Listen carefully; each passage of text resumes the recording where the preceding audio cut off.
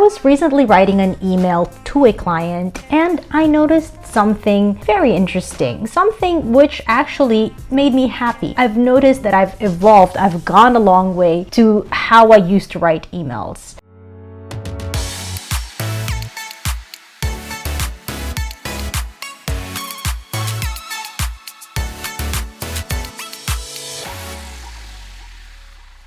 So you're sitting in front of your computer, reading your email slowly over and over again, wondering if you've said everything perfectly before you finally hit that send button. Does this sound familiar? The truth is, you might not realize it, but a study says that as much as 30% of our time on an average workday is spent on writing or reading emails. I remember at some point when I was working in a fashion creative studio, I actually counted how many emails I received on an average. And you know how many I counted? 110. That's a lot of emails on a daily basis. Now, with this in mind, we want to make sure that when we send emails ourselves, we're not just adding to all that noise. We want to be sure that we get our emails, our message across in the clearest, shortest, and in the best professional manner we possibly can. I was recently writing an email to a client and I noticed something very interesting, something which actually made me happy. I've noticed that I've evolved, I've gone a long way to how I used to write emails. Now my emails are shorter, the tone is a lot more direct and certain, and I don't apologize for every little thing anymore. I'll go a little bit into that later on. Let me assure you though that this hasn't always been the case. Actually, it's far from how it used to be a long time ago. Back in the day, as per corporate protocol, someone always had to check my email before I sent it out. Not because, I was not sure about my grammar. I mean, we have tools like Grammarly for that. Not because my messages were unclear. It was just, again, unfortunately, a kind of work culture that did not espouse trust nor autonomy. Anyway, in the beginning, I thought it was acceptable because when you're in a new job, you feel like you have to prove yourself. So I said, okay. What I didn't realize was this kind of culture, this kind of practice was actually affecting me in a psychological level in different ways. First, I started feeling insecure about my writing capabilities. Second, it was undermining my decision-making skills because I felt like I was just executing someone else's decision. And third, really didn't create any sense of ownership to what I wrote there. Again, it felt like I was just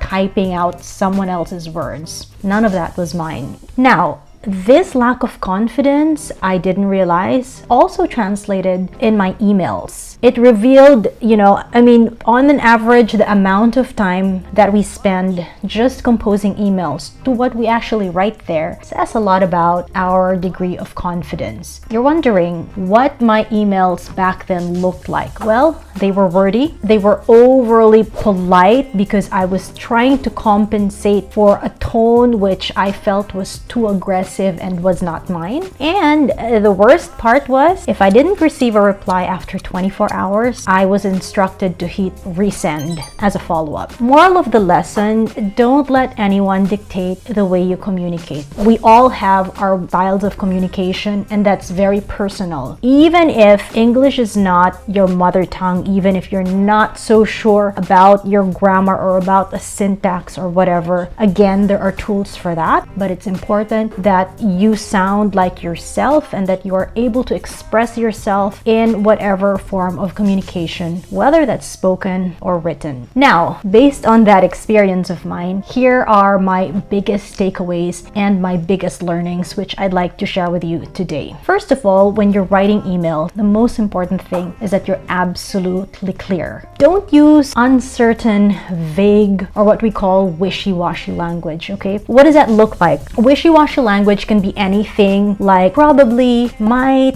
I think, I guess, I suppose, I assume. So these are words that express a degree of uncertainty and weaken the message that we want to communicate. Second, keep it short. Business writing is really about getting the message across in the shortest possible time, so with the least amount of words necessary. Third, and again, this is something that I'm learning finally, stop saying sorry. Okay, I used to apologize for practically anything and everything, like sorry if I'm bothering you, sorry if I'm following up. I don't mean to ask, but you know, it was just, again, a little too much already. When we get to think about it, we exchange emails with people who we work with, and normally what our requests or what we ask them to do is within the realm of their job responsibility to begin with. So that's not something we should be sorry about. All right. Finally, and this is again something very important which I learned, which thankfully I'm not doing anymore. Don't follow up too quickly. Okay,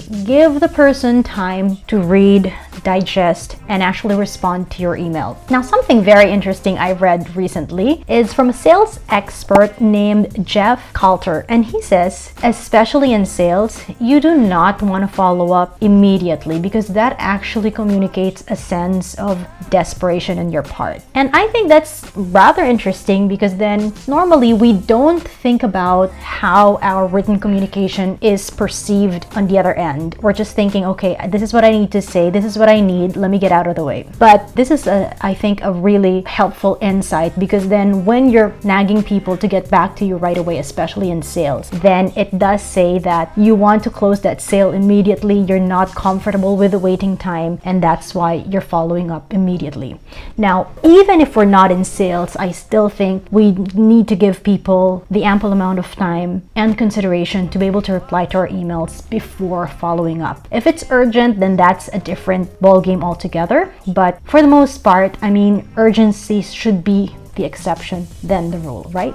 Okay, so there are my tips for writing effective and sounding confident in your emails. I hope you found today's video helpful, and I look forward to seeing you again next week.